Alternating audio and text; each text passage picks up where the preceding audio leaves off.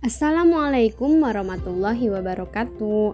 Halo anak-anak kelas 7, kembali lagi dengan saya Bu Maya dalam mata pelajaran Ilmu Pengetahuan Sosial. Kali ini daring dilakukan pada tanggal 26 April 2021. Nah, materi kali ini adalah materi terakhir sebelum kalian libur Idul Fitri, karena 2 minggu ke depan kalian akan menikmati libur Idul Fitri. Nah, adapun materi kali ini yaitu akan dibahas tentang kehidupan masyarakat Indonesia pada masa Islam. Nah, yang pertama nanti akan dibahas masuknya Islam ke Indonesia. Yang kedua, persebaran Islam di Indonesia. Dan yang ketiga, pengaruh Islam terhadap masyarakat Indonesia. Jadi yang nomor 3 ini kita bahas bagaimana pengaruh masyarakat Indonesia setelah Islam sudah menyebar di Indonesia. Kita bahas langsung saja nomor 1 dulu ya. 1. Masuknya Islam ke Indonesia. Di sini ada 3 pendapat para ahli yang mengemukakan bagaimana sih asal usulnya Islam masuk ke Indonesia. Nah, yang pertama, A. Menurut Buya Hamka, Islam itu berasal dari Arab dan Mesir pada abad ke-7. Nah, proses ini tuh berlangsung pada abad pertama Hijriah yang tadi Bu Maya sebutin pada abad ke-7. Jadi waktu itu bangsa Indonesia sejak awal sudah menganut mazhab Imam Syafi'i. Nah, mazhab Imam Syafi'i ini digunakan juga di Mekah. Nah, maka dari itu ada kesamaan antara di Arab dengan di Indonesia. Kemudian Islam ini berasal dari dari Mekah dan dilakukan oleh para musafir atau disebut kaum pengembara yang datang ke kepulauan Indonesia. Jadi pada abad itu para orang yang ada di Mekah sedang mengunjungi Indonesia dan ikut mempengaruhi orang-orang Indonesia untuk memasuki agama Islam. Jadi itu dari yang pertama dari Buya Hamka. Oke, pendapat yang kedua dari Husain Dajjadiningrat mengatakan Islam berasal dari Persia pada abad ke-13 Masehi. Jadi pendapat ini berdasarkan pada kesamaan budaya antara tradisi yang berkembang di antara masyarakat Persia sama masyarakat Indonesia. Karena ada kesamaan, yaitu tradisinya perayaan 10 Muharram atau Asyura. Nah, sebagai hari suci kaum Syiah atas kematian Husain bin Ali. Jadi karena ada kesamaan budaya, maka dari itu bisa dikatakan Islam itu berasal dari Persia menurut Husain Dajjadiningrat. Nah, dan itu kejadiannya di abad ke-13. Salah satu pulau yang sudah yang menganut tradisi tadi ya, tradisi seperti masyarakat Persia, yaitu bagian Sumatera Barat dan Bengkulu. Jadi itu awalnya yang menurut Husain Dajjadiningrat. Yang ketiga, menurut Snokharjen berpendapat Islam berasal dari Gujarat pada abad ke-13. Jadi penentuan waktu itu berdasarkan tulisan pada batu nisan Sultan Malik As-Saleh yang berangkat pada tahun 690 Hijriah atau 1297 Masehi. Jadi ada kesamaan batu nisan Malik As-Saleh dengan batu nisan yang ada di Cambay yang ada di Gujarat, dan di situ menceritakan bahwa Islam masuk ke Indonesia pada abad ke-13 Masehi.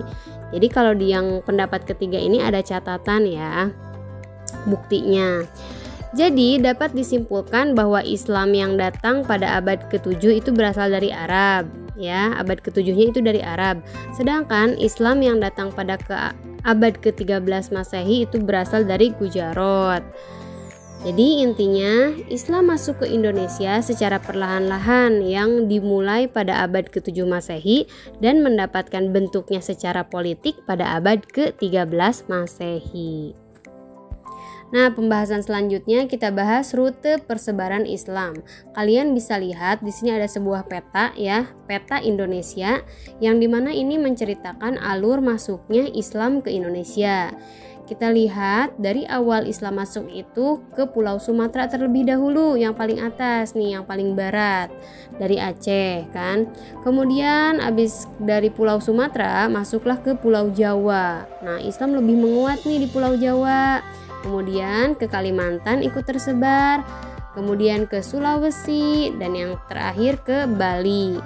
Yang terakhir ke Maluku ya. Jadi habis Sulawesi ke Bali langsung ke Maluku. Jadi itu adalah persebaran Islam ke Indonesia. Karena pada saat itu perdagangan Indonesia dan Arab dan Persia makin tinggi, makin maju, maka banyak pula orang-orang yang masuk ke agama Islam. Pembahasan selanjutnya masih sama, yaitu tentang persebaran Islam. Di sini ada 4 poin yang menceritakan bagaimana Islam itu disebarkan di Indonesia. Yang pertama lewat perdagangan. Sudah jelas karena Indonesia sebagai pelayaran dan perdagangan internasional, maka banyak negara-negara lain yang mengunjungi Indonesia. Salah satunya Arab sama Persia nih yang membawa masuk Islam ke Indonesia gitu. Jadi sebetulnya mereka itu sambil berdagang nih, menunggu perubahan angin pada bulan-bulan tertentu yang memungkinkan mereka kembali ke negara aslinya. Jadi pada saat menunggu itu, mereka waktunya untuk menyebarkan agama Islam. Yang kedua lewat pernikahan. Jadi penyebaran Islam dilakukan melalui pernikahan itu oleh para pedagang muslim yang menetap di sekitar pelabuhan. Nah, banyak yang melakukan pernikahan dengan penduduk setempat. Jadi penduduk Indonesia nih yang mereka nikahinnya. Nah, dari pernikahan inilah terbentuklah ikatan kekerabatan yang besar antara pihak laki-laki dan keluarga pihak wanita. Jadi gitu, ketika misalnya orang Arab meminang orang Indonesia untuk menjadi istrinya, jadi kan istrinya otomatis harus masuk ke agama Islam. Yang ketiga, penyebaran Islam di Nusantara dilakukan juga melalui pendidikan. Jadi para ulama dan guru-guru agama Islam mendirikan lembaga-lembaga pendidikan Islam. Contohnya disebut surau, dayah, dan pesantren. Nah, kita pasti sering mengenal pesantren. Jadi ketika dalam lembaga pesantren diajarkan ilmu agama Islam, nah para santri saat pulang kampung mereka berdakwah untuk menyebarkan agama Islam kepada masyarakat di sekelilingnya gitu. Yang terakhir, penyebaran Islam juga dilakukan melalui pertunjukan seni yang disebut pertunjukan wayang kulit. Jadi pada saat itu ada salah satu sunan, yaitu Sunan Kalijaga, adalah seorang dalang yang sangat mahir dan banyak orang yang menyukai Sunan Kalijaga ini. Nah, beliau secara perlahan-lahan memasukkan unsur-unsur agama Islam ke cerita wayangnya tersebut hingga akhirnya dapat menarik rakyat masuk agama Islam. Oke, pembahasan selanjutnya yaitu pengaruh Islam di Indonesia. Setelah Islam masuk ke Indonesia, apa sih perubahan yang dialami oleh Indonesia? Yang pertama dalam bidang politik. Jadi sebelum Islam masuk ke Indonesia kan sudah berkembang kerajaan Hindu dan Buddha tuh. Nah, kerajaan-kerajaan tersebut kemudian mengalami kemunduran. Nah, Hindu dan Buddha mundur kemudian digantikan dengan perannya kerajaan-kerajaan Islam. Nah, pada masa Islam, konsep kerajaan berubah menjadi sebuah kesultanan disebutnya, jadi bukan kerajaan ya, untuk membedakan antara Hindu, Buddha, dan Islam. Jadi dalam sistem kesultanan ini, nilai-nilai Islam menjadi dasar dalam pengendalian kekuasaan. Jadi pada saat itu, setelah Hindu dan Buddha gugur, kerajaannya masuklah ada kesultanan Islam. Yang kedua yaitu perubahan pada bidang sosial. Kalau sebelumnya di zaman Hindu dan Buddha terdapat kasta, ya kan, ada kasta Brahmana, Ksatria, Waisya, dan Sudra. Nah, setelah masuknya Islam ke Indonesia, kasta tersebut sudah mulai pudar tuh. Tidak ada lagi yang menggunakan kasta tersebut. Jadi kalau dalam Islam tidak ada kasta ya, hanya ada sih yang namanya gelar ya, lebih disebut gelar untuk para ulama yang memang ilmunya sudah tinggi. Seperti misalnya ulama disebut kiai, atau yang menyebarkan Islam itu disebut sunan, kayak gitu. Yang ketiga, perubahan dalam bidang agama. Walaupun Islam sudah masuk ke Indonesia, pada saat itu masih banyak juga yang masih menganut agama Hindu, Buddha. Kemudian ada juga yang percaya terhadap roh halus atau animisme disebutnya ya. Jadi itu kenapa Indonesia sekarang disebutnya sebagai negara beragama kan ya, bukan negara Islam, karena kita juga ada 6 agama yang resmi masuk di Indonesia. Jadi seperti itu ya. Yang terakhir adalah perubahan dalam bidang kesenian atau bisa kita sebut sebagai bidang kebudayaan.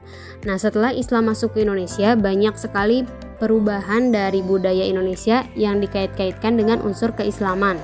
Salah satunya yaitu dari segi bangunan dulu. Dari seni bangunan, Indonesia memiliki atap tumpang yang dimana atap ini bersusun semakin ke atas semakin kecil yang berbentuk limas. Ada yang sampai 3 tingkat ataupun 5 tingkat. Ini bisa kalian temukan di Masjid Demak dan Masjid Banten. Ini juga atap tumpang ini disebut sebagai tempat suci untuk beribadah. Yang kedua ada menara. Jadi kalau menara ini dibangun di sebuah masjid yang berfungsi untuk mengumandangkan azan ketika waktu sholat telah tiba. Bisa kalian temukan di Masjid Kudus, ada di Jawa Timur. Dan yang ketiga ada makam. Makam itu adalah pembangunan sebagai penghormatan umat muslim terhadap orang yang meninggal. Ya kan, semua juga pasti nanti akan kembali kepada makam gitu ya, tempat tidur selamanya setelah meninggal. Dan yang terakhir ada kebudayaan seni ukir. Nah, di Islam terkenalnya kita sebut sebagai kaligrafi gitu. Nah, alhamdulillah materinya sudah selesai. Sekarang Bu Maya akan menjelaskan tugas yang harus kalian kerjakan. Yaitu tugasnya buatlah peta konsep atau bagan ya tentang peninggalan dari masa Islam. Itu sumbernya ada di buku LKS halaman 83 sampai 84.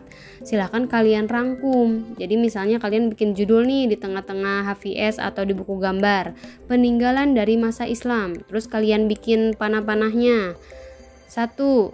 Masjid. Nah, tuliskan masjid adalah tempat peribadahan orang Indonesia, orang Islam gitu. Yang kedua adalah keraton. Yang ketiga seni tari. Nah, kemudian ada kaligrafi, ada makam dan lain-lain. Jadi kalian dirangkum aja sedikit-sedikit gitu, dibikin peta konsep yang bagus banget, yang rapih tulisannya. Boleh diwarna-warnain, boleh digambar masjid, boleh digambarin keraton, boleh digambar makam. Atau digambar apapun sesuai kreativitas kalian. Oke, jadi itu ya untuk tugasnya nanti diumumkan sama guru mapel, dikumpulkannya kemana. Terima kasih, sekian dari Bu Maya. Assalamualaikum warahmatullahi wabarakatuh.